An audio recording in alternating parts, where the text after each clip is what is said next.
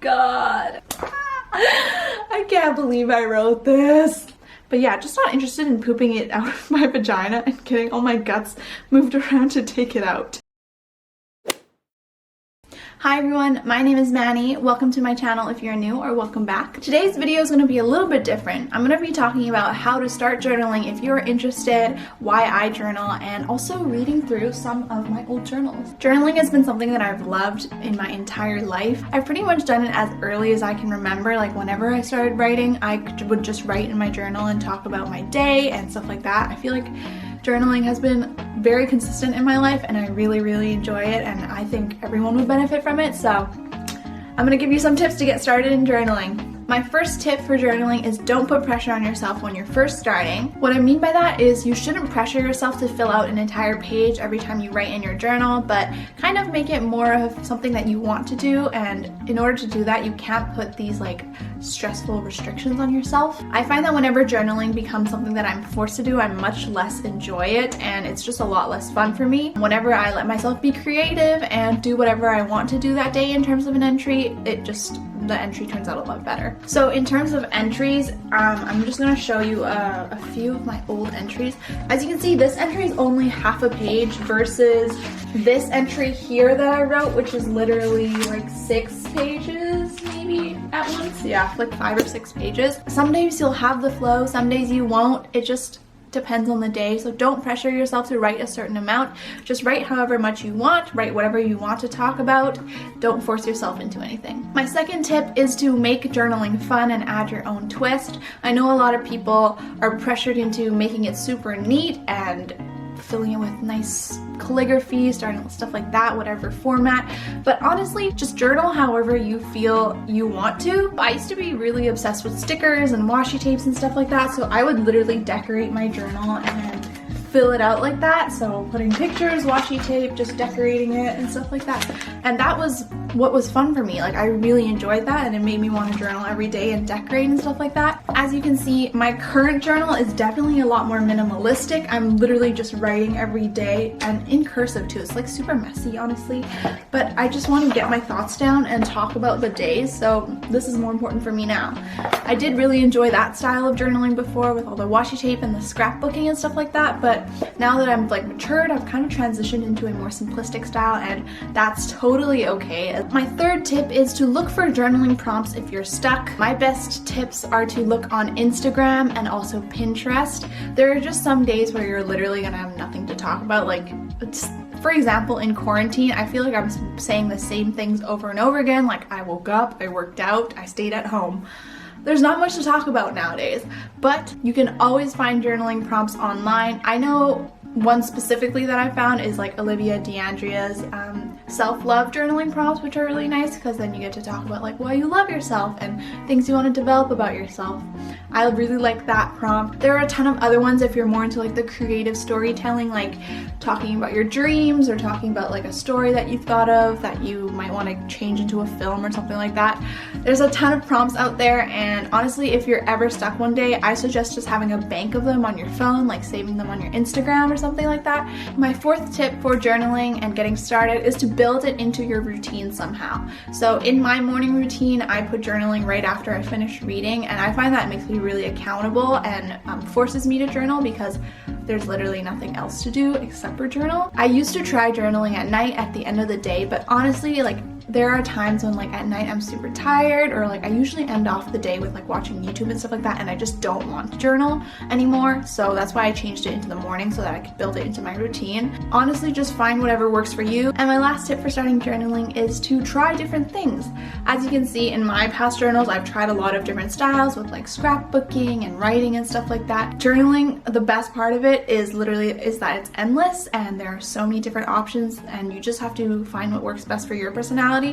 As you can see as well, I've transitioned through a lot of different notebook sizes. The bigger sizes for me are just a lot easier because nowadays I write so much in my journal that I went through these like small notebooks in like a month or so, and I just want to find something that's a little bigger. But those are all my tips for journaling. I hope those are helpful in some way. We're just going to transition now into me reading my old journals for the first time. So I was looking through my room and these are the ones that I found. They start from about like 2014, I think, which is like grade 8 for me. I'm just finished my second year, so that's like 6 years of journaling pretty much. So I think the earliest journal that I found is this one here. It's like a, I don't even know, but I'm gonna read through some of the entries and let's see what we find. I skimmed through these earlier today when I was looking through my journal, and honestly, like, kind of embarrassed, but I don't know how much I want to put on the internet.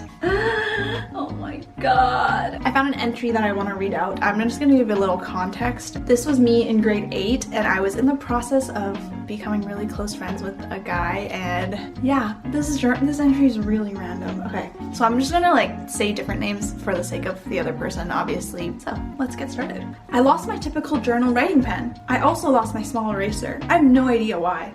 Next Friday, I finally get to meet my best friend Tom. Stephanie likes him, but he doesn't like her back. I don't like him, but we're really close, so I'm excited.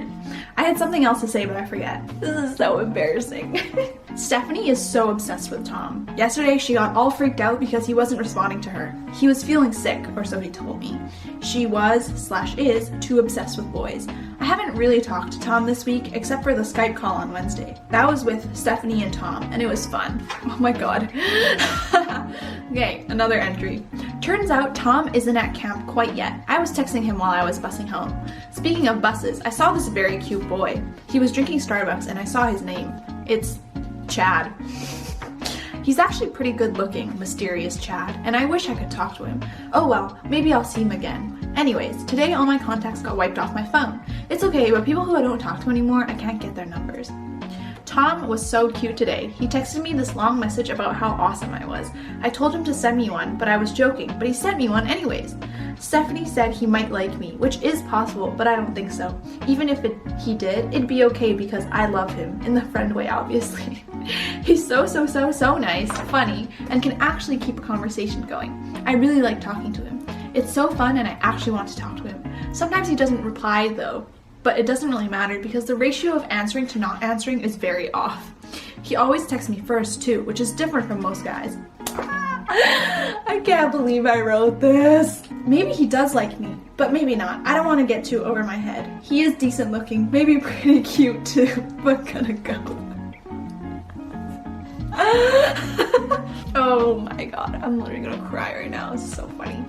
So yeah, basically this part of my life, I was conflicted about if I liked a boy, but then also my best friend liked him, but I don't know if he liked me or liked her, and this was a very confusing time. Everyone is saying Tom likes me, which is, as I believe, not true. I didn't even talk about exit yesterday. We, my friends and I, did the ancient Egypt room. It was pitch black except for a few lanterns. Oh, we saw Tom. He's the same height as me and he gave me a big bag of candy. Swedish berries. I love him like a bro and he's so nice. Last night, we, alone, me and him, Skyped for over an hour. It was so fun. He's so nice. Anyways, he said we can FaceTime on Monday, so yay! Oh, this is more drama, more grade 8 drama. Yesterday, Stephanie confessed to Tom that she likes him. Tom doesn't like her back, but he told me he thinks she's sort of pretty. I don't really care, but I think they're both gonna get love-struck and loopy. Anyways, I'm kind of annoyed at Tom. He told me to tell Stephanie something, but apparently I didn't do it right. He started yelling at me for no reason. He wasn't being clear about what to say, and then he just yelled at me over text. Damn. That's kind of beefy. Anyways, I haven't been talking to Tom a lot lately, so he isn't very amusing or anything, but I thought he was different before, but he's boring like everyone else. I really like talking to him.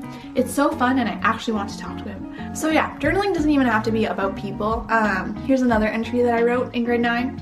Anyways, yesterday my Forever 21 Black Friday order came. I just got 3 things, a pom-pom beanie, a crew neck cropped-ish sweater, and new earphones. The beanie is a cream color and is very nice. I really like, but it only looks good if I part my hair a certain way. The sweater is very nice. It makes me look skinny and it's cropped but not too short. The only downside is that the sleeves are a tad long, but I can just roll them up. The earbuds are okay, but not as good as my blue ones. But what do you expect? It was $6. Yeah, so you don't have to write about people. Obviously I did because apparently boys were the only thing that I liked to talk about when I was little. Okay, we're gonna move on to my next journal. I wanted to show you this journal because this is definitely different from a typical journal, I would say. I had entries and stuff like that, like I wrote down what I was feeling, but I also had a ton of like, look, people from my summer camp signed my journal, which was really cute, and I had like presentations and notes and stuff like that. This was kind of just more like a brain dump journal, I would say. So this is from 2016. I was in grade 10 at the time, and these are very deep things that I wrote about, so I figured I would read them out. My biggest epiphany in life lately is that life goes on. This can be interpreted in several ways. Number 1, change in life is inevitable. The only thing permanent in life is change. Kind of an oxymoron, eh? This interpretation has to do with growing up, changing, and just maturing. Number 2, time moves on. No matter what, life will keep going. Time does not stop. Well, unless you drop your life to go hide out in a cave. This was me during my piano exam. Although I felt less than prepared, I kept thinking about how in a couple hours after my exam, I'd be doing funner things. In that day's case, the science tutorial. Number 3, you just grow up. Sooner or later, you'll have to give up those cute pink tutus or flaming Hot Wheels. Interests come and go, as do people. As people mature, it is completely normal to have conflicts with friends or even lose them.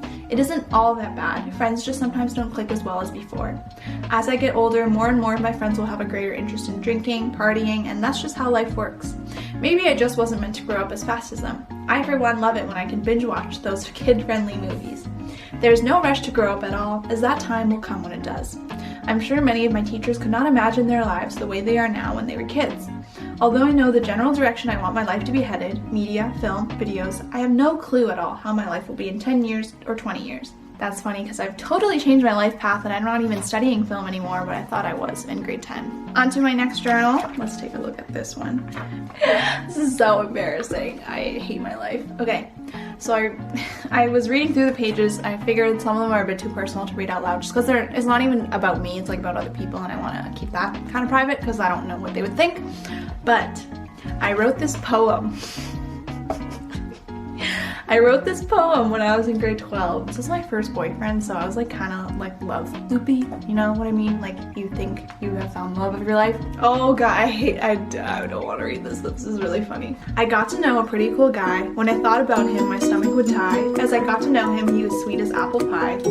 He would do everything for me, comforting me when I cry. My happiness was as high as the sky. He knew many things like how to fly.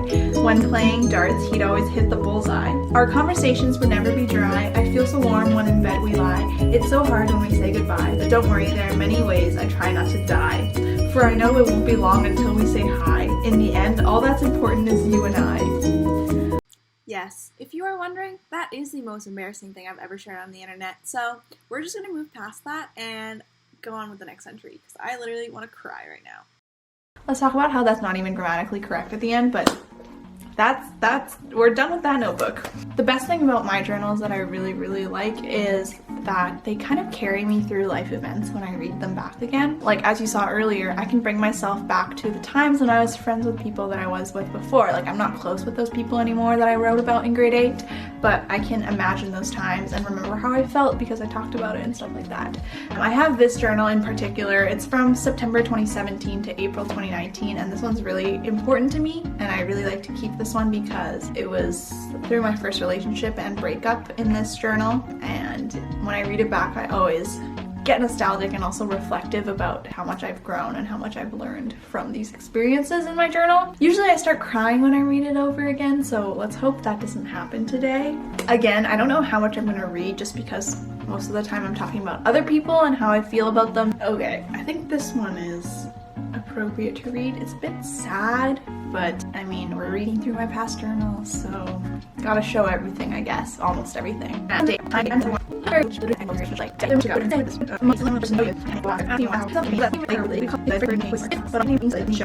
This is one from after I graduated grade 12. I'm very excited for UBC, not just because I make my own schedule, adult, blah blah, but because I get to go to school with people I already know. Like Peter, Julian, etc. What a fun and lit time. I'm also freaking excited to buy new stuff, like my laundry hamper. I don't know, super excited. Why was I excited to buy a laundry hamper? Tell me. Yeah, see, I love to draw in my journal. I drew like my entire family tree, which is very interesting. I think it's just really interesting and stuff like that when I look back on these, like how much I love to draw and scrapbook and stuff like that. Like I put tickets in from vacations and stuff like that. I'm not gonna read through the specific entries just because this journal hits a little different, just the time frame, but a lot of self-growth happened in this journal, and I can tell when I read it back. I think this will be the last entry that I read just because some of them are super personal and I didn't realize how much personal stuff I talked about. I don't want to put that all over the internet.